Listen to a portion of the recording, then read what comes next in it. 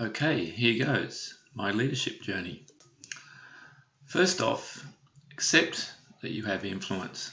I was chosen as the captain of my water polo team back in the 1980s, very early, and I think one important thing for a leader is accepting the fact that you have influence. Leaders empower. Responsibility is given where trust exists. The reason I've shown photos of boats here is my boss at the time trusted me to go and sail his very expensive yacht between Cairns and Townsville and other places. Never stop learning. My first graduation was in 1984 when I'd been doing civil engineering by correspondence through Darling Downs. Broaden your horizons.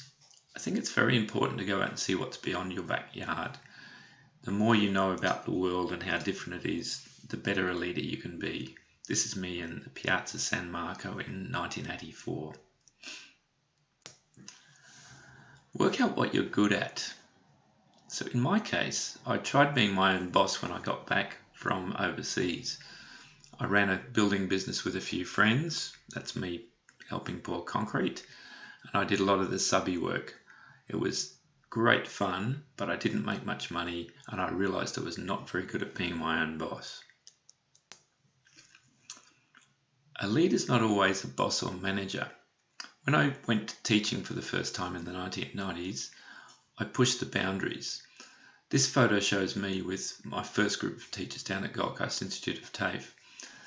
I was the youngest by far, but I applied for something that I wasn't supposed to apply for, which was a principal teacher job. Very much like a leading vocational teacher. You had to be in the system for 9 years, but I realised I did more organising, preparation and teaching than all of the other teachers there, so I put in an application. I was rejected, but I kept pushing the boundaries. Promote your workplace. If you like what you do and you enjoy your workplace and the people that you work with, promote as much as you can to make people realize that you love this place. You're a part of the whole ethos of what goes on there. Another, never stop learning. I graduated with a Bachelor of Adult Vocational Teaching in 1995.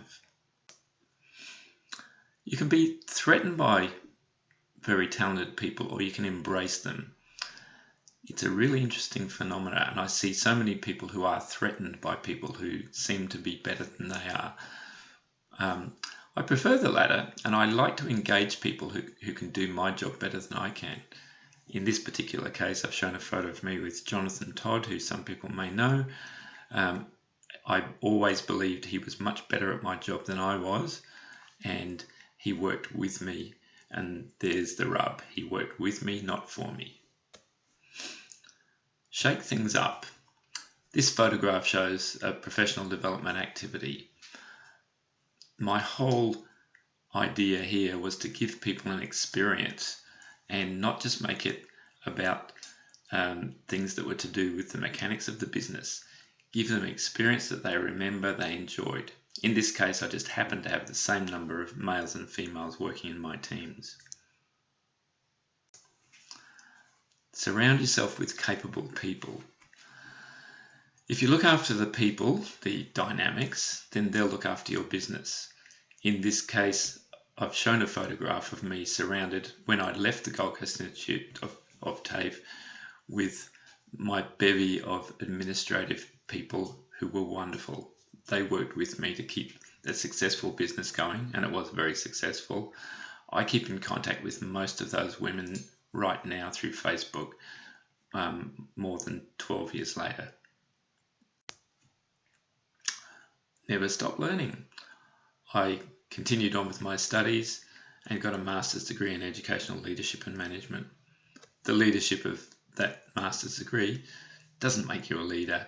You need to know what to do with it. Celebrate leaders. Encourage and celebrate their successes. Some people will recognise, particularly Steve Gates, who is now part of TAFE Queensland Skills Tech's executive. Never stop learning. Once again, graduated, kept learning, became a member of the Australian Institute of Company Directors. Very important for understanding what directors do and how businesses work in Australia.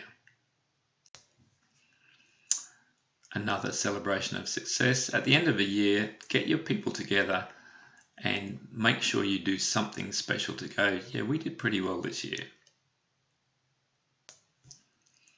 Humbly accept accolades. In this case, we accepted a Leading Teams Award in Melbourne.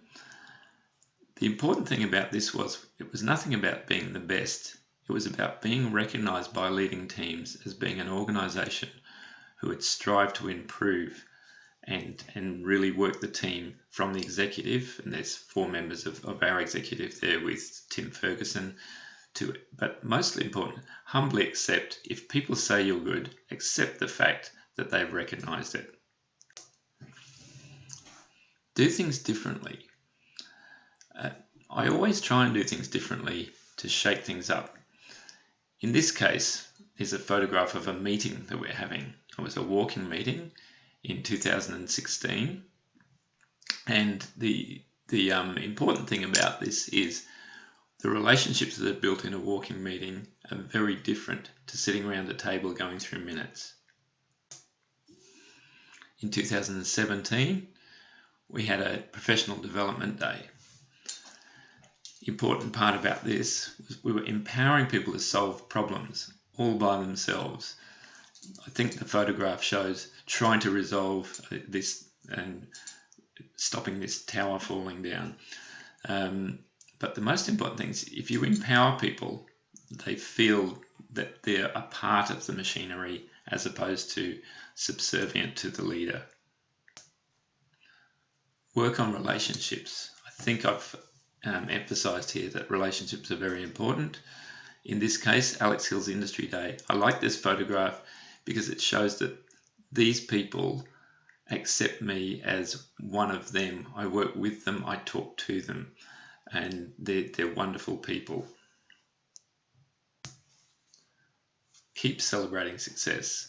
In this one, we've got the TAFE Queensland Awards Night in 2019. So there were many more people there, but it's a photo that shows people celebrating the success of what we do. Do things that you think are important. I know I've raised this with a lot of people, but for me, the war on waste is important. Influencing people, which is what your leadership can do, in my example, is influence people to stop buying coffee in non-recyclable cups. We know that they'll have an impact on future generations. If you're conscious about it and you do something about it, people will follow. Interesting photo. We've recently had an election and the man in the middle did not become Prime Minister of Australia. People recognise and follow a natural leader, and regardless of your political bias, a lot of Scott Morrison's appeal was he looks natural when he takes selfies and things like that. Bill Shorten never looked natural as a leader and one of the people. His dynamics with the people were just not quite there. You may recognise some other leaders in there who've got really good dynamics and you'll be keen to follow.